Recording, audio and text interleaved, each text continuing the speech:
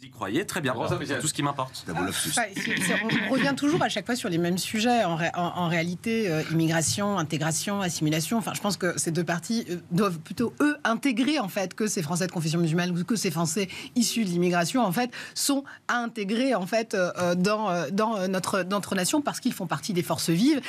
Mais vous savez, si Marine Le Pen a réussi en fait ce score au premier tour, c'est parce qu'elle s'est éloignée justement de ces fixettes, toutes ces obsessions. Vous savez, ces sujets. Elle s'est concentrée sur le pouvoir d'achat. Elle s'est concentrée en fait sur ce qui intéresse les Français, c'est-à-dire le pouvoir d'achat. Et c'est ce qui lui a permis effectivement, comme Mélenchon d'ailleurs, d'avoir l'écoute, l'intérêt des Français. Donc Éric Zemmour a fonctionné un peu comme un paratonnerre. Les fixettes, les obsessions en France, ça fait 7%. Donc ça, il faut l'entendre, d'accord ? Alors, on peut éventuellement en débattre, en discuter, mais c'est pas le principal. Et moi, ce qui m'agace en fait, en réalité, c'est que on tourne systématiquement sur ces sujets qui fracturent en réalité.